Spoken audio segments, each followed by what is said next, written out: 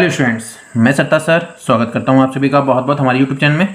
तो स्टूडेंट, जैसा कि हमने कहा था, हमारा इंट्रोडक्शन वीडियो आपने देख ली होंगे कि हम एक नए सेशन की शुरुआत करने जा रहे हैं और नया सेशन है 2024-25 का।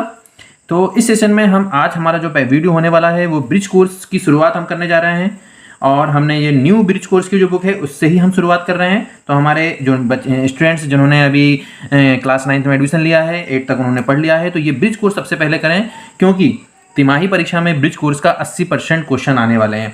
तो यानी आपको यदि ब्रिज कोर्स कर लेंगे तो बेसिक मैथमेटिक्स आपकी क्लियर हो जाएगी और बेसिक मैथमेटिक्स के साथ साथ आप तिमाही में भी बहुत अच्छे अंक ला सकते हैं। तो चलिए आज से हम इसकी शुरुआत करने जा रहे हैं। तो पुनः आपका बहुत बहुत वेलकम। तो स्टूडेंट्स, ब्रिज कोर्स कक्षा 9वीं गणित है ना, विद्यार्थी कार्य पुस्तिका है। आइए हम जानते हैं इसके बारे में। तो जैसा कि स्टूडेंट्स आपको पता है कि इसमें सबसे पहले विषय सूची दी जाती है ना, यानी आपको इसमें क्या क्या पढ़ना है। ठीक है, तो चलिए एक बार इसको हम बहुत जल्दी जल्दी देख लेते हैं कि हम इसमें क्या क्या पढ़ना है। सबसे पहले स्टूडेंट्स आपको गिनती और पहाड़े पढ़ना है। यानी जब हम मैथमेटिक्स की शुरुआत करते हैं तो उसमें गिनती और पहाड़े आपको आना चाहिए और उसमें लिखा है प्रतिदिन 10 मिनट, यानी आपको ये हर दिन पढ़ना है। गिनती और पहाड़े आप बार बार दोहराते रहे, आप करते रहिए। जितनी बड़ी से बड़ी संख्या है उसको आप पढ़ना लिखना सीखते रहें। तो ये आपका प्रतिदिन का काम होना चाहिए, है ना, यदि आपको मैथमेटिक्स को स्ट्रॉन्ग बनाना है ना। और बेस्ट ऑफ 5 सिस्टम भी समाप्त हो गया, इसलिए आपको अब आप मैथ से भाग नहीं सकते। यानी आपको मैथ में यदि डर लग रहा है तो कोई दिक्कत नहीं है, डर दूर हो जाएगा। जैसे क्योंकि हम जब धीरे धीरे चीज़ों को सीखेंगे तो आपका डर भी निकल जाएगा स्टूडेंट्स, है ना। तो चलिए आज से हमारे साथ आप शुरुआत करिए। आप हमारे सारे वीडियोज़ देखिएगा, आपको पूरा ब्रिज कोर्स बहुत अच्छे तरीके से बनने वाला है। फिर इसके बाद आपको योग करना है, मतलब जोड़ना सीखना है ना। फिर उसके बाद घटा, यानी आपको घटाना सीखना है, व्यवकलन सीखना है। उसके बाद गुणा भाग। फिर उसके बाद हम पूर्णांक के बारे में बताएंगे, है ना।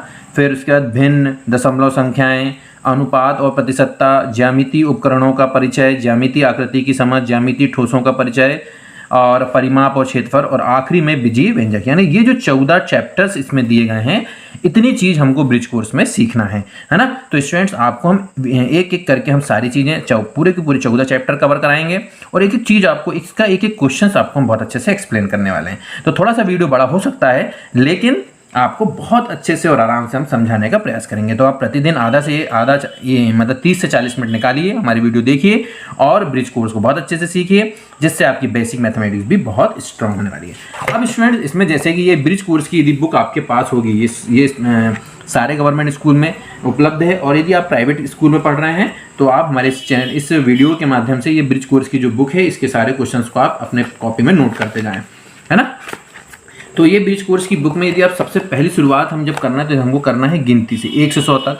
तो प्रिय स्टूडेंट्स, आपको 1 से 100 तक की गिनती आना चाहिए, है ना। तो आप चाहो तो इससे देखकर, इसे ये है 1 से लेके हमने 50 तक का, आप चाहिए तो आप स्क्रीनशॉट ले लीजिए, है ना। इसमें क्या क्या काय में लिखा है देखो, ये हो गया अंकों में, हो गया शब्दों में, हो गया हिंदी में भी, हो गया और इंग्लिश में हो गया, यानी तीनों चीज़ हमको आना चाहिए, है ना। अंकों में लिखना तो आना ही चाहिए, उसके साथ साथ उसको शब्दों में किस तरीके से शुद्ध उच्चारण हमको लिखना है, तो इंग्लिश और हिंदी दोनों हमको आना चाहिए।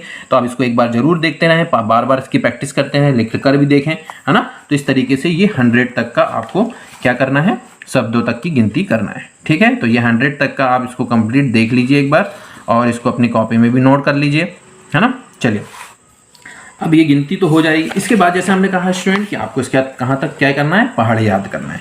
तो सबसे पहले आप 1 से 10 तक पहाड़े याद कीजिए। तो 1 से 10 तक यदि आप पहाड़े याद कर लेंगे, इसको आप स्क्रीनशॉट लेकर अपनी कॉपी में नोट कर लीजिए। यदि आपके पास ब्रिज कोर्स की बुक नहीं है तो इसको नोट कर लीजिए। आपको याद करना, और याद है तब भी आपको नोट करना है स्टूडेंट्स, क्योंकि हम क्या होता है, कमी हमारे अंदर यही होती है कि हम क्या सोचते हैं, अरे हमको ये तो पता है, हम क्या करेंगे नोट करके, फिर आगे जब हम भूल जाते हैं तो फिर दिक्कत आती है। तो इसलिए आप इसको नोट कर लीजिए। जैसे कि 1 का पहाड़ा है, हो गया, है ना। इस तरीके से ये 2 का पहाड़ा है ना, ये 3 का पहाड़ा, ये 4 का पहाड़ा, ये 5 का पहाड़ा, ये आपको बढ़िया टेबल, इसको मतलब आप नोट कर लीजिए। इसी तरीके से 11 से 20 का भी आप टेबल जो दिया गया है ना, पहाड़े दिए गए हैं, इसको भी आप नोट कर लीजिए अपनी कॉपी में अच्छे से जल्दी जल्दी। ठीक है, चलिए, तो स्क्रीनशॉट लेकर इसको नोट करें। और आप 20 तक पहाड़े, हम ये नहीं कह रहे कि एक ही दिन में याद हो जाएंगे, आप प्रतिदिन 1-1, 2-2 पहाड़े को बढ़ाते जाइए और 20 तक पहाड़े आपको याद करना है। चलिए, तो स्टूडेंट्स आशा करते हैं कि आप 20 तक पहाड़े याद कर लेंगे। अब इसके बाद सबसे पहला कार्यपत्रक, तो एक पहला जो कार्यपत्रक दिया गया है स्टूडेंट, ये जो पहला कार्यपत्रक है ये बिल्कुल नॉर्मल एक जनरल जनरल चेक करने के लिए दिया गया है ना। तो चलिए अब देख लेते हैं। यहाँ पर लिखा है कि नीचे लिखी संख्याओं को शब्दों में लिखिए। अब स्टूडेंट शब्दों में लिखना है तो आप इसको तो वैसे देखकर भी लिख सकते हैं यदि आपको नहीं बन रहा है तो, है ना। लेकिन सबसे पहला काम क्या है आपको कि यहाँ पर आपको शब्दों में मतलब लिखना सीख लेना है और उसके बाद यहाँ बिना देखे लिखना है, ताकि आपकी इस कार्यपत्र के माध्यम से क्या हो जाएगी, प्रैक्टिस हो जाएगी। जैसे ये क्या है 57, तो आप इसको ऐसे लिखेंगे 57, है ना। है ना 57, 5 और 7 57 होता है, तो ये हो गया 57। इसके बाद क्या दिया है 67, मतलब इसको इंग्लिश में यदि हम बोले तो ये 67 है, और यदि हम हिंदी में बोले तो यहाँ से देख के भी लिख सकते हो आप चाहो तो, है ना। ये 67, है ना। लेकिन हमको देख के नहीं लिखना है स्टूडेंट, हमको क्या करना है, हमको देख के नहीं लिखना है, हमको बिना देख के लिखना है। 67 हो गया। अब ये क्या है 69 है, तो इसको हम लिख लेंगे 69, ठीक है। ये क्या है 79 है, तो इसको लिख लेंगे हम 79, शब्दों में दे, है ना, शब्दों में लिखते आना चाहिए। ये क्या है, अब देखो इसको कई लोग 87 पढ़ते हैं, कई लोग 87 पढ़ते हैं, है ना। तो अब आपके लिए सही क्या है, तो अपन इसको लिखेंगे 87, ठीक है। इसी तरीके से ये क्या है 89, हाँ ये क्या है 76, ठीक है। ये क्या है 39, ये क्या है 37 पढ़ते हैं कई लोग, तो वैसे बेहतर सही होता है इसका 37, क्या होता है ये 37। ये इसको क्या है कई लोग 43 बोलते हैं, तो ये 43 ना पढ़ के इसको क्या बोलेंगे हम 43, सही उच्चारण इस तरीके से हमको कर लेना है, ठीक है। तो उम्मीद करता हूँ स्टूडेंट्स ये शब्दों में भी आप बढ़िया से देखकर अपनी कॉपी में नोट कर लेंगे, है ना। चलिए तो अब हम आगे बढ़ते हैं। इसमें जो कार्यपत्रक में दूसरा दिया गया है संख्याओं को घटते क्रम में लिखिए। अब बात आती है घटते क्रम की बच्चों। अब घटते क्रम और बढ़ते क्रम ये हम पढ़ते आए हैं, है ना। और वही हमने कहा कि ये जो ब्रिज कोर्स है ये पूरे 8वीं तक आपने जो पढ़े हैं ना, इसी का क्या है एक रिवीजन है। यदि आपने 8वीं तक मैथमेटिक्स को पढ़े होंगे तो थोड़ा थोड़ा वो सारी चीजें आपको याद आने वाली है। अब घटते क्रम क्या होता है, घटता क्रम मतलब आपको बड़े से छोटे की तरफ जाना, घटना है ना। तो यानी इसमें सबसे जितनी संख्या दी गई है सबसे पहले सबसे बड़ी संख्या लिखना है, फिर उससे छोटी, फिर उससे छोटी, यानी इस क्रम में जमाते हुए चलना है। तो वो क्या कहलाएगा घटता क्रम, यानी घटते हुए छोटी संख्या बड़ी संख्या से छोटी संख्या की तरफ जाना है। तो अब ये 5 संख्या दी गई है, इसमें सबसे बड़ी संख्या क्या होगी, है ना। तो स्टूडेंट आपको मालूम होगा कि इसमें दाही का अंक जिसमें सबसे बड़ा होगा, दाही का अंक मतलब ये दूसरा वाला, सब 2-2 अंक वाली संख्या है। तो 2-2 अंक में सबसे बड़ा अंक यहाँ 9 है, यहाँ 8 है, यहाँ 7 है, यहाँ 8 है, 6 है। तो सबसे बड़ा अंक दाही में जहां होता है वही सबसे बड़ी संख्या होती है। तो ये है 97। तो सबसे बड़ी संख्या क्या है 97। सबसे पहले हम 97 लिख लेंगे, है ना। ये बड़ी है, इसकी तरफ मुंह बना लीजिए, ज्यादा अच्छा लगे रहेगा। अब 97 से छोटी कौन सी संख्या होगी, है ना। तो 97 के बाद अब जैसे दाही में 9 है, तो दाही में 8 वाली ये 2 संख्या है, एक है 8 9 यानी 89 और एक 8 7 यानी 87, ठीक है। तो अब ये दोनों में से, क्योंकि हम घटते क्रम में जाना है तो पहले दोनों में से बड़ी संख्या को लिखना है, इसके बाद, है ना, और उसके बाद छोटी संख्या। तो 87 और 89 में यदि हम देखेंगे तो इकाई का अंक इसमें 9 है और इसमें इकाई का अंक 7 है। तो बड़ा इकाई का अंक कौन सा होगा, यानी दाही का अंक जब सेम आ जाए तो इकाई का अंक देखेंगे, है ना। तो इकाई का अंक यहाँ पर क्या दिख रहा है 9, तो यानी 89 बड़ा होगा 87 से, इसलिए यहाँ पर क्या आ जाएगा 89 आ जाएगा, फिर उससे छोटा क्या हो जाएगा 87, ठीक है। ये भी हो गया, ये भी हो गया। अब देखो यहाँ पर ये दाई का अंक यहाँ 7, यहाँ 6 है, तो यहाँ तो कोई बात ही नहीं। तो 7 वाला जो अंक होगा ये इससे छोटा होगा और सबसे छोटा होगा ये 6 वाला अंक, यानी ये 6 9 यानी 69, ठीक है। तो ये घटते क्रम में हमने जमा लिया, ठीक है। अब स्टूडेंट इसी तरीके से हम इसमें भी घटते क्रम में जाएंगे। तो अब यहाँ पर सबसे बड़ी संख्या क्या दिख रही है, देखो सब में सैकड़ा का अंक 2 है, यानी सैम में, तो सैकड़े के अंक से तो पहचान हम नहीं कर पाएंगे। अब इसके बाद हम दूसरे वाला अंक देख रहे हैं दाही वाला, है ना। दाही में यहाँ 6 है, यहाँ 6 है, यहाँ 6 है, यहाँ 3 है और यहाँ 9 है। तो बड़ा अंक क्या है 9 है। तो सीधी सी बात है सबसे बड़ा अंक क्या होगा, ये वाला होगा, 294 होगा। तो ये 294 हो गया। अब 294 के बाद तो ये 6 6 6, ये तीनों में 6 सेम है। तो अब इकाई के अंक में सबसे बड़ा अंक कहाँ दिख रहा है, ये दिख रहा है 7 5 और फिर 3। तो 7 वाला अंक उससे बड़ा होगा, तो ये सब बड़ा हो गया। उससे छोटा कौन सा होगा 5, यानी 265 होगा। और उससे छोटा कौन सा होगा 263 होगा। और सबसे छोटा जो है वो क्या आएगा स्टूडेंट 235 होगा, ठीक है। तो इस तरीके से हमने घटते क्रम में जमाया, देखो बड़ी संख्या, फिर उससे छोटी, फिर उससे छोटी, फिर उससे छोटी और फिर सबसे छोटी। तो ये अब इसी तरीके से हमको ये जो 4-5 संख्याएं दी गई इसको भी घटते क्रम में जमाना है। तो हम सबसे पहले क्या लिखेंगे 4336। ये उससे छोटा क्या है 4332, उससे छोटा क्या है 4328, उससे छोटा क्या है 4326 और सबसे छोटा है 4325। ये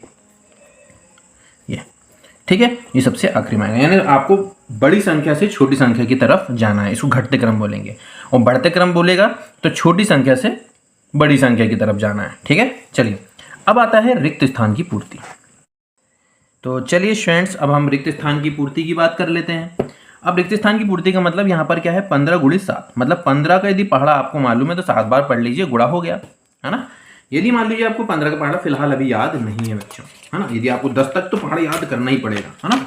यदि आपने 10 तक पहाड़े याद कर लिए हैं तो फिर आप इसको कर सकते हैं। कैसे करेंगे, ध्यान से देखिएगा, है ना। तो अपन खाली स्थान में भर देंगे, 15 और गुणित 7 करना है। अब 7 का पहाड़ा तो अपन को आता है, तो 7 का पहाड़ा 5 बार पढ़ लीजिए, 7 पन्ना हो गया 35, तो 35 का क्या जाएगा 5, हासिल का 3 हो गया, है ना। 7 एक कम 7 और 3 10, तो ये हो गया 105। तो ये खाली स्थान में क्या आ जाएगा, 15 सत्ते 105। 15 का पहाड़ा पढ़ेंगे तो 15 सत्ते 105 होता है ना। तो देखो पहाड़े कितने महत्वपूर्ण होते हैं। यदि हमको पहाड़ा याद होता है तो हम 15 सत्ते 105 डायरेक्ट लिख देते हैं, लेकिन हमको यदि पहाड़ा याद नहीं है तो हमको इतनी मेहनत करना पड़ रहा है ना। इसलिए पहाड़े याद कर लीजिए, गुणा आसान हो जाएगा आपके लिए, है ना। अब जैसे यहाँ पर है, यदि 12 का पहाड़ा याद है तो 12 का पहाड़ा 5 गुणा करना 5 में, मतलब 12 का पहाड़ा 5 बार पढ़ लो, तो 12 पंचे क्या हो जाएगा 60, है ना। यदि 13 का पहाड़ा यदि आपको याद है तो 13 का पहाड़ा पढ़ लो 9 बार, तो 13 9 में क्या होता है 117, ये हो गया गुणा, है ना। और नहीं तो फिर ये तरीका भी है अपने पास गुणा करने का। अब ये 9 और 7 का, तो 9 सत्ते क्या होता है 63, तो ये 63 हो गया, है ना। अब 11 का पहाड़ा पढ़ लो 8 बार, 11 अट्ठे 88, ये हो गया गुणा। कितनी स्पीड से हो रहा है गुणा, यदि पहाड़ा याद हैं तो गुणे हमारे कितनी स्पीड से हो रहे हैं स्टूडेंट, देख रहे होंगे आप, है ना। अब पहाड़े याद नहीं है मान लो, तो अब इसका इसी का गुणा करना है। मान लीजिए 14 गुणित 7, अब मान लो 14 का पहाड़ा याद नहीं है तो 14 फिर गुणित हम ऐसा 7 करके करेंगे, तो देखो टाइम भी लगेगा। अब देखो 7 का पहाड़ा पढ़ो 4 बार, 7 चौ 28, तो 28 का 8 हो गया, हासिल का 2 हो गया, 7 एक कम 7 और 2 9, तो ये हो जाएगा 98। तो ये 14 सत्ते क्या होता है 98। तो यहाँ पहाड़े से लिखना है स्टूडेंट। पहली चीज़ है कि ये जो कार्यपत्रक है इसमें जो गुणा है वो केवल पहाड़े से करना है, इसकी प्रैक्टिस के लिए है। ये आलिफ इस तरीके से गुणा करने के लिए नहीं है, ये तो हमने समझाया है आपको। इस तरीके से गुणा करना भी हम आपको आगे गुणे में सिखाएंगे, है ना। तो यहाँ पर पहाड़े यदि आपको याद है, क्योंकि हमने क्या कहा था कि 20 तक पहाड़े याद कर लीजिए, यदि 20 तक पहाड़े याद है तो आपको पहाड़े का इस्तेमाल करके खाली स्थान की पूर्ति करना है ना।